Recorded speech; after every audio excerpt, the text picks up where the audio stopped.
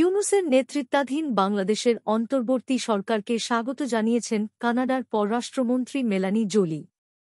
গতকাল শুক্রবার এক বিবৃতিতে কানাডার পররাষ্ট্রমন্ত্রী বাংলাদেশে কোটা সংস্কার আন্দোলন ঘিরে সংঘটিত সহিংসতা ও সব মৃত্যুর পূর্ণাঙ্গ নিরপেক্ষ তদন্তের আহ্বান জানান। বিবৃতিতে কানাডার পররাষ্ট্রমন্ত্রী বলেন, বাংলাদেশে চলমান সংকট সমাধানে শান্তিপূর্ণ উপায়ে এগিয়ে যাওয়ার পথকে কানাডা সমর্থন করে।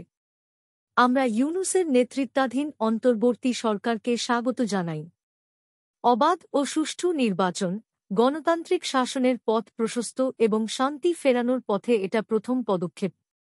মেলানি জোলি বলেন, পরিবর্তনের এই সময় কানাডা এমন এক প্রক্রিয়াকে সমর্থন করার জন্য অন্তর্বর্তী সরকারের সঙ্গে কাজ করতে চায়, যেটা ধর্মীয় সংখ্যালঘু, তরুণ, নারী ও অন্যান্য সংখ্যালঘু সম্প্রদায়সহ সমাজের সব ক্ষেত্রের বৃহত্তর রাজনৈতিক অংশগ্রহণের সঙ্গে অন্তর্ভুক্ত।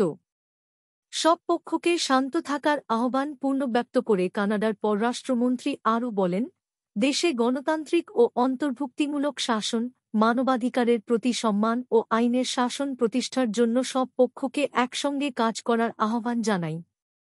Immigration to Canada. We provide the best quality service and solution for Canada immigration.